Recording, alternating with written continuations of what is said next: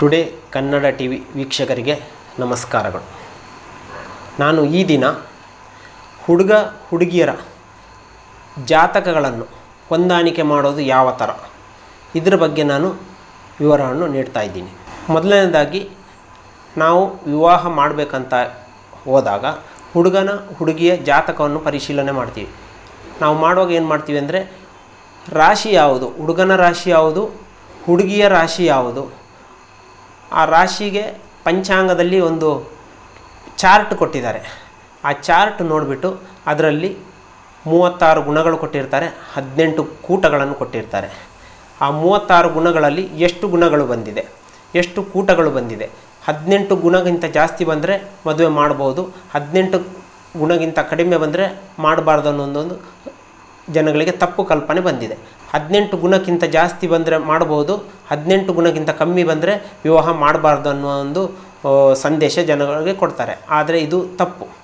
ಯಾವುದೇ ಕಾರಣಕ್ಕೂ ಕೂಟಗಳನ್ನು ಗುಣಗಳನ್ನು ನೋಡೋದನ್ನು ನಾವು ಆದಷ್ಟು ಕಮ್ಮಿ ಮಾಡೋದು ಒಳ್ಳೆಯದು. ಯಾಕಂದರೆ ಮದುವೆ ಮಾಡಬೇಕಂದ್ರೆ ಹುಡುಗನ ಜಾತಕವನ್ನು ರೆಡಿ ಮಾಡಬೇಕು, ಹುಡುಗಿಯ ಜಾತಕವನ್ನು ರೆಡಿ ಮಾಡಬೇಕು. ಜಾತಕ ರೆಡಿ ಮಾಡೋದು ಯಾವ ಥರ ಅಂದರೆ ಹುಡುಗ ಹುಟ್ಟಿದ ದಿನಾಂಕ, ಸಮಯ ಮತ್ತು ಸ್ಥಳ, ಅದೇ ಥರ ಹುಡುಗಿ ಹುಟ್ಟಿದ ದಿನಾಂಕ, ಸಮಯ, ಸ್ಥಳ ಇದನ್ನು ತೆಗೆದುಕೊಂಡು ನಾವು ಹುಡುಗಿದು ಜಾತಕ, ಹುಡುಗನ ಜಾತಕ ರೆಡಿ ಮಾಡಬೇಕು. ಈ ಎರಡು ಜಾತಕಗಳು ಆದಮೇಲೆ ಜಾತಕದಲ್ಲಿ ಮೊದಲನಾಗಿ ಲಗ್ನ ಕುಂಡಲಿ, ನವಾಂಶ ಕುಂಡಲಿ, ಪ್ರಸ್ತುತ ನಡೀತಾ ಇರುವ ದಶ ಮತ್ತು ಭುಕ್ತಿ ಯಾವುದು ಇದನ್ನು ನಾವು ತಿಳಿದುಕೊಳ್ಬೇಕು. ಎರಡೂ ಜಾತಕಗಳನ್ನು ಲಗ್ನ ಕುಂಡಲಿ, ನವಾಂಶ ಕುಂಡಲಿ, ದಶಾಭುಕ್ತಿಗಳನ್ನು ತಿಳಿದುಕೊಂಡ್ಮೇಲೆ ಆ ದಶಾಭುಕ್ತಿ ಪರಸ್ಪರ ಮಿತ್ರತ್ವ ಇದೆಯಾ, ಆ ದಶಾಭುಕ್ತಿಗಳಿಗೆ ಶತ್ರುತ್ವ ಇದೆಯಾ ಅಂತ ನೋಡಬೇಕು. ಇಲ್ಲಿ ಮೊದಲನೇದಾಗಿ ದಶಾಭುಕ್ತಿ ಅಂದರೆ ಏನು ಅಂತ ಒಂದು ಪ್ರಶ್ನೆ ಬರ್ಬೋದು. ಯಾವುದೇ ವ್ಯಕ್ತಿಯ ಜೀವಿತದ ಅವಧಿಯಲ್ಲಿ ನವಗ್ರಹಗಳ ನಿಯಂತ್ರಣ ನಿರ್ದಿಷ್ಟ ಅವಧಿ ಅಂತ ಇದೆ, ಅದನ್ನೇ ದಶಾಭುಕ್ತಿ ಅಂತಾರೆ. ಇಲ್ಲಿ ಶುಭ ಗ್ರಹಗಳ ದಶೆ ಇರ್ಬೋದು, ಪಾಪಗ್ರಹಗಳ ದಶೆ ಇರ್ಬೋದು, ಯಾವುದೇ ಇದ್ರೂ ಏಕದಶೆ ನಡೀತಾ ಇದ್ದರೆ ಹುಡುಗನಿಗಾಗಲಿ ಹುಡುಗಿಗಾಗಲಿ ಶುಭಗ್ರಹಗಳ ದಶೆ ಆಗಲಿ ಅಥವಾ ಪಾಪಗ್ರಹಗಳ ದಶೆ ಒಂದೇ ದಶೆ ನಡೀತಾ ಇದ್ದಾಗ ಆ ದಶ ಕಾಲ ಮುಗಿಯೋ ತನಕ ಈ ವಿವಾಹವನ್ನು ಮುಂದೂಡೋದು ಉತ್ತಮ. ಆಮೇಲೆ ಲಗ್ನ ಕುಂಡಲಿ ನಾವು ಪರಿಶೀಲನೆ ಮಾಡಿದಾಗ ಲಗ್ನ ಅಂದರೆ ನಮ್ಮ ಫಿಸಿಕಲ್ ಬಾಡಿ. ಎರಡನೇ ಮನೆ ನೋಡಬೇಕು ನಾವು. ಎರಡನೇ ಮನೆ ಅಂದರೆ ಕುಟುಂಬ ಸ್ಥಾನ. ಆ ಕುಟುಂಬ ಸ್ಥಾನ ಚೆನ್ನಾಗಿದ್ದರೆ ಎಲ್ಲನೂ ಚೆನ್ನಾಗೇ ಇರುತ್ತೆ. ನಂತರ ನೋಡಬೇಕಾಗಿದ್ದು 4ನೇ ಮನೆ ಸುಖ ಸ್ಥಾನ. ನಾವು ಮದುವೆ ಮಾಡಿ ಕೊಟ್ಟ ಮೇಲೆ ಅಲ್ಲಿ ಹೋದ್ಮೇಲೆ ಬಂದಮೇಲೆ ಅವರು ಗಂಡ ಹೆಂಡತಿ ಆಗಲಿ ಸುಖವಾಗಿ ಇರ್ತಾರ ಅದನ್ನು ಪರಿಶೀಲನೆ ಮಾಡಬೇಕು.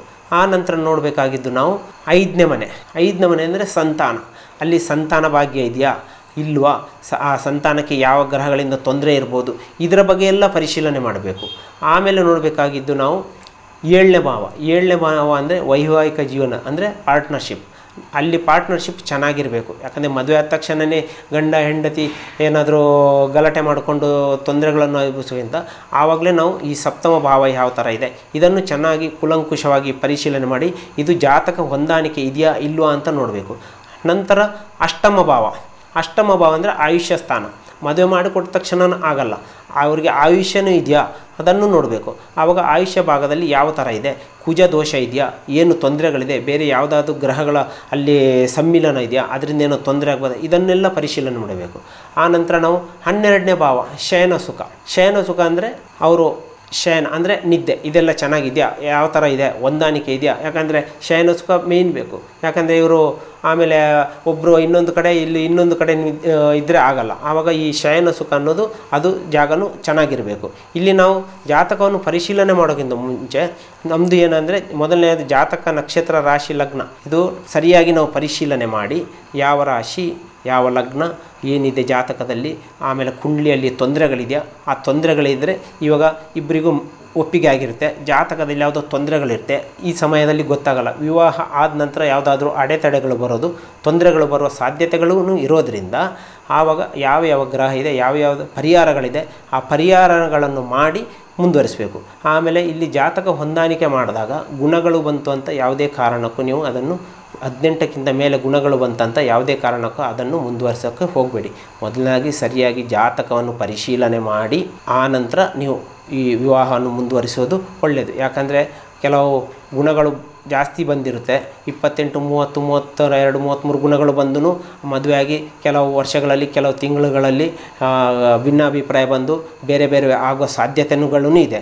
18ಕ್ಕಿಂತ ಕಡಿಮೆ ಗುಣಗಳು ಬಂದಿದ್ದು ಮದುವೆಯಾದವರು ತುಂಬ ಅನ್ಯೋನ್ಯವಾಗಿ ಇರೋದೂ ಇದೆ. ಅದರಿಂದ ಜಾತಕವನ್ನು ಸರಿಯಾಗಿ ಪರಿಶೀಲನೆ ಮಾಡಿ ಮುಂದುವರಿಸಿದರೆ ಈ ತೊಂದರೆಗಳು ಬರಲ್ಲ.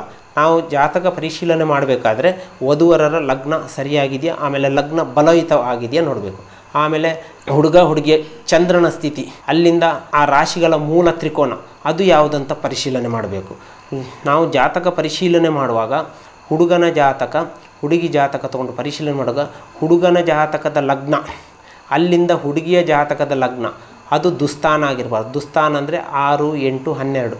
ಅದೇ ಥರ ಮುಂದಕ್ಕೆ ಚಂದ್ರನು ದುಸ್ಥಾನದಲ್ಲಿ ಇರೋದಾಗಿ ನೋಡಿದರೆ ಭಾಳ ಉತ್ತಮ. ಒಂದು ವೇಳೆ ದುಸ್ಥಾನದಲ್ಲಿ ಚಂದ್ರ ಇದ್ರೂ ಕೆಲವು ತಕ್ಕ ಮಟ್ಟಿಗೆ ಪರಿಹಾರಗಳನ್ನು ಮಾಡಿದರೆ ಯಾವ ತೊಂದರೆಗಳು ಆಗಲ್ಲ. ಸ್ವಲ್ಪ ಚಿಕ್ಕ ಪುಟ್ಟ ಏರುಪೇರುಗಳು ಆಗ್ಬೋದು, ಅದು ಅಂಥ ತೊಂದರೆಗಳನ್ನು ಕೊಡಲ್ಲ. ಕುಜ ಚೆನ್ನಾಗಿರಬೇಕು. ಕುಜ ಏನಾದರೂ ಹುಡುಗನ ಜಾತಕದಿಂದ ಹುಡುಗಿ ಜಾತಕದಲ್ಲಿ, ಹುಡುಗಿ ಜಾತಕದಿಂದ ಹುಡುಗನ ಜಾತಕದಲ್ಲಿ ದುಸ್ಥಾನದಲ್ಲಿದ್ದರೆ, ದುಸ್ಥಾನ ಅಂದರೆ 6, 8, 12ರಲ್ಲಿದ್ದಾಗ ಸ್ವಲ್ಪ ತೊಂದರೆಗಳು ಕಿರಿಕಿರಿಗಳು ಉಂಟಾಗುವ ಸಾಧ್ಯತೆ ಇರೋದರಿಂದ ಅದನ್ನು ಮುಖ್ಯವಾಗಿ ಪರಿಶೀಲನೆ ಮಾಡಬೇಕು. ಆಮೇಲೆ ಆ ದುಸ್ಥಾನ ಆದ್ರೂ ಅದು ತನ್ನ ಮಿತ್ರ ನಕ್ಷತ್ರದಲ್ಲಿ ಮಿತ್ರ ರಾಶಿಯಲ್ಲಿದ್ದರೆ ಅಂಥ ತೊಂದರೆಗಳು ಆಗಲ್ಲ. ಶತ್ರು ರಾಶಿನಲ್ಲಿದ್ದಾಗ ಈ ಹೊಂದಾಣಿಕೆ ಮಾಡೋದನ್ನು ತಿರಸ್ಕರಿಸಬೇಕು. ಜೊತೆಯಲ್ಲಿ ಗುರುನು ಚೆನ್ನಾಗಿ, ಗುರುನು ದುಸ್ಥಾನದಲ್ಲಿ ಇರೋದಾಗಿ ನಾವು ನೋಡಬೇಕು. ನಂತರ ಶುಕ್ರನೂ ಅಷ್ಟೇ. ಶುಕ್ರ ನಮಗೆ ಕಲತ್ರಕಾರಕ ಅಂದರೆ ವೈವಾಹಿಕ ಜೀವನಕ್ಕೆ ಬಲ ಕೊಡುವವನೇ ಶುಕ್ರ. ಅವನೇನಾದರೂ ದುಸ್ಥಾನದಲ್ಲಿದ್ದಾಗ ಗಂಡ ಹೆಂಡತಿ ಅವರಲ್ಲಿ ಸ್ವಲ್ಪ ಸಾಮರಸ್ಯ ಉಂಟಾಗುವ ಸಾಧ್ಯತೆಗಳು ಇದೆ. ಆದ್ದರಿಂದ ಇದನ್ನು ನಾವು ಸರಿಯಾಗಿ ಪರಿಶೀಲನೆ ಮಾಡಬೇಕು. ಆಮೇಲೆ ಜಾತಕಗಳನ್ನು ನೋಡುವಾಗ ಉದಾಹರಣೆಗೆ ಹುಡುಗನ ಜಾತಕ ನಕ್ಷತ್ರ ಬಂದು ರಾಹು ನಕ್ಷತ್ರ ಆಗಿದ್ದೆ, ಅಥವಾ ಹುಡುಗಿದ್ದು ನಕ್ಷತ್ರ ಕುಜನ ನಕ್ಷತ್ರ ಆಗಿದ್ದರೆ ಈ ಕುಜನ ನಕ್ಷತ್ರ ಮತ್ತು ಈ ರಾಹು ನಕ್ಷತ್ರ ಇವುಗಳನ್ನು ನಾವು ಹೊಂದಾಣಿಕೆ ಮಾಡಬಾರ್ದು. ಅದು ಮುಂದಕ್ಕೆ ಕೆಲವು ಆ ದಶಾಭುಕ್ತಿಗಳು ಬಂದಾಗ ಕೆಲವು ತೊಂದರೆಗಳು ಬರುವ ಸಾಧ್ಯತೆಗಳು ಇದೆ. ಆಮೇಲೆ ಪ್ರತಿ ರಾಶಿಯಲ್ಲಿ ಒಂದು ರಾಶಿಗೆ 9 ಪಾದಗಳು.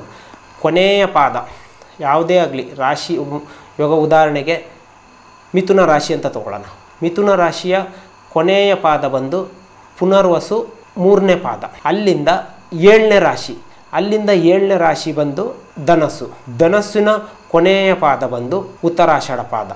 ಈ ಪಾದಗಳು ಬಂದಾಗ ನಕ್ಷತ್ರಗಳಿದ್ದಾಗ ಇದನ್ನು ನಾವು ಪ್ರತಿ ರಾಶಿಯ ಕೊನೆಯ ಪಾದ, 7ನೇ ರಾಶಿಯ ಕೊನೆಯ ಪಾದ, ಈ ಪಾದದ ನಕ್ಷತ್ರಗಳೇನಾದರೂ ಹುಡುಗ ಹುಡುಗಿದ್ದಿದ್ರೆ ಇದನ್ನು ಕೂಡ ನಾವು ವಿವಾಹ ಸಮಯದಲ್ಲಿ ತಿರಸ್ಕರಿಸಬೇಕು. ಆಮೇಲೆ ಜಾತಕ ಪರಿಶೀಲನೆ ಮಾಡುವಾಗ 2 ಜಾತಕದ ಲಗ್ನ ಅದರ ಸ್ಫುಟ ಅಂದರೆ ಡಿಗ್ರಿ ಯಾವ ಡಿಗ್ರಿಯಲ್ಲಿದೆ, ಲಗ್ನ 6 ಡಿಗ್ರಿಯಿಂದ 24 ಡಿಗ್ರಿ ಇದ್ದರೆ ಆ ಲಗ್ನಗಳು ಬಲಯುತವಾಗಿರ್ತದೆ. ಚಂದ್ರನ ಶಕ್ತಿ ಸಾಮರ್ಥ್ಯ ಮತ್ತು ಉಭಯ ಜಾತಕಗಳು ಅದರಲ್ಲಿರುವ ಯೋಗಗಳು ಇವುಗಳನ್ನು ನಾವು ಪರಿಶೀಲಿಸಬೇಕು. ಮತ್ತು ರವಿ ಚಂದ್ರ ಶುಕ್ರ ಇವುಗಳಿಂದ ಉಂಟಾಗುವ ಯೋಗಗಳು ಇದನ್ನು ತಿಳಿದುಕೊಳ್ಬೇಕು. ಆಮೇಲೆ ಕುಜ ದೋಷ ಎಷ್ಟು ಶೇಕಡ ಇದೆ, ಗ್ರಹಗಳ ವರ್ತನೆ ಮತ್ತು ನಡವಳಿಕೆ ಅಥವಾ ವಿದುರ ಅಥವಾ ವೈದವ್ಯ ಯೋಗಗಳಿದೆಯಾ ಜಾತಕದಲ್ಲಿ, ಇವುಗಳನ್ನು ನಾವು ಸರಿಯಾಗಿ ಅಧ್ಯಯನ ಮಾಡಿ ತಿಳುವಳಿಕೆ ಕೊಡಬೇಕು. ಆಮೇಲೆ ವೈವಾಹಿಕ ಜೀವನದ ಅಭಿವೃದ್ಧಿ ಇದನ್ನು ಕೂಡ ನಾವು ನೋಡಬೇಕು. ಕುಟುಂಬದ ಹಿನ್ನೆಲೆ ಅಂದರೆ ಡ್ರಾಬ್ಯಾಕ್, ವಂಶವಾಹಿನಿ ತೊಂದರೆ ಏನಾದರೂ ಇದೆಯಾ ಇದನ್ನು ನಾವು ಸರಿಯಾಗಿ ಪರಿಶೀಲನೆ ಮಾಡಬೇಕು. ಅನುವಂಶೀಯ ತೊಂದರೆ ಇದೆಯಾ. ಆಮೇಲೆ 12 ಭಾವಗಳು 12 ಭಾವಗಳ ಸ್ಥಿತಿಗತಿ, ಬರೀ ನಾವು 4-5 ಭಾವಗಳನ್ನು ಮಾತ್ರ ನೋಡೋದಲ್ಲ, ಲಗ್ನದಿಂದ 12 ತನಕ 12 ಭಾವಗಳಿದೆ. 12 ಭಾವಗಳನ್ನು ಪರಿಶೀಲನೆ ಮಾಡಿ ಆಮೇಲೆ ನಾವು ಇದನ್ನು ಮುಂದುವರಿಸ್ಬೋದಾ ಬೇಡವಾ ಅನ್ನೋದನ್ನು ನಾವು ಅವರಿಗೆ ತಿಳುವಳಿಕೆ ಕೊಡಬೇಕು. ಆಮೇಲೆ ವಿವಾಹ ವಿಚ್ಛೇದನ ಇದೆಯಾ ಅದನ್ನು ಕೂಡ ನೋಡಬೇಕು. ಮಾನಸಿಕ ಶಕ್ತಿ ಸಾಮರ್ಥ್ಯ ಇದೆಯಾ ಅಥವಾ ಬಾಧಕಾಧಿಪತಿಯ ಶಕ್ತಿ ಹೇಗಿದೆ, ಬಾಧಕಾಧಿಪತಿಯ ಶಕ್ತಿ ಹೇಗಿದೆ. ಆಮೇಲೆ ಬಾಧಕಾಧಿಪತಿಗಳು ಏನಾದರೂ ಆ ಜಾತಕಕ್ಕೆ ಮಿತ್ರರಾಗಿದ್ದಾರಾ ಅಥವಾ ಶತ್ರುಗಳಾಗಿದ್ದಾರಾ ಅಥವಾ ಅದು ಯಾವ ಸ್ವನಕ್ಷತ್ರದಲ್ಲಿದೆಯಾ ಇದನ್ನು ಕೂಡ ಪರಿಶೀಲನೆ ಮಾಡಬೇಕಾಗುತ್ತೆ. ಆಮೇಲೆ ಮುಖ್ಯವಾಗಿ ನೋಡಬೇಕಾಗಿರೋದು ಕುಜದೋಷ ಹುಡುಗನ ಜಾತಕದಿಂದಲೂ ನಾವು ನೋಡಬೇಕು, ಹುಡುಗಿ ಜಾತಕದಿಂದಲೂ ನೋಡಬೇಕು. ಕುಜದೋಷವನ್ನು 2 ಜಾತಕಗಳಲ್ಲಿ ಪರಿಶೀಲನೆ ಮಾಡಿ ಕುಜದೋಷಕ್ಕೆ ಸಂಬಂಧಪಟ್ಟ ಪರಿಹಾರಗಳಿದೆ ಅದನ್ನು ಮಾಡಿ ಮುಂದುವರಿಸಿ.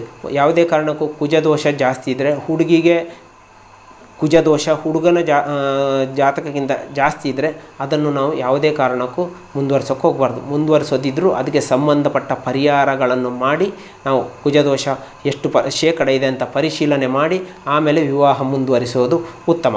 ಆಮೇಲೆ ದಶಾಭುಕ್ತಿಗಳು ಅಷ್ಟೇ.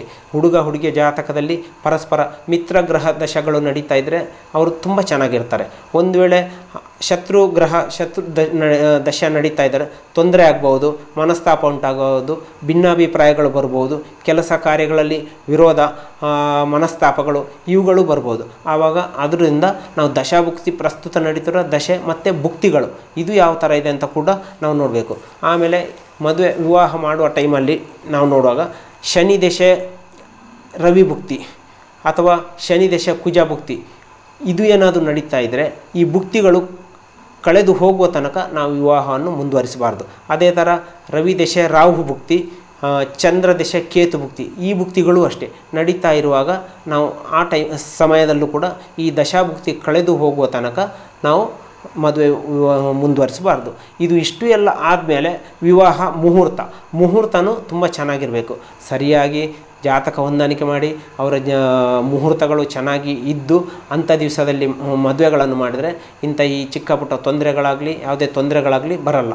ಆದ್ದರಿಂದ ಸರಿಯಾಗಿ ಯಾವುದೇ ಜಾತಕ ಹುಡುಗಂದಾಗಲಿ ಹುಡುಗಿಯದ್ದಾಗಲಿ ಪರಿಶೀಲನೆ ಮಾಡುವಾಗ ಗುಣ ಮತ್ತು ಕೂಟಗಳನ್ನು ನೋಡದೆ ಸರಿಯಾದ ಜ್ಯೋತಿಷರ ಹತ್ರ ತೋರಿಸಿ ಯಾವ್ಯಾವ ತೊಂದರೆಗಳಿದೆ, ಏನೇನು ಪರಿಹಾರಗಳಿದೆ ಅಂತ ಹೇಳಿ ಆ ನಂತರ ಮದುವೆ ಮಾಡಿದರೆ ವೈವಾಹಿಕ ಜೀವನದಲ್ಲೂ ಅವರು ನೆಮ್ಮದಿಯಾಗಿರ್ತಾರೆ, ಸುಖ ಸಂತೋಷದಿಂದ ಇರ್ತಾರೆ.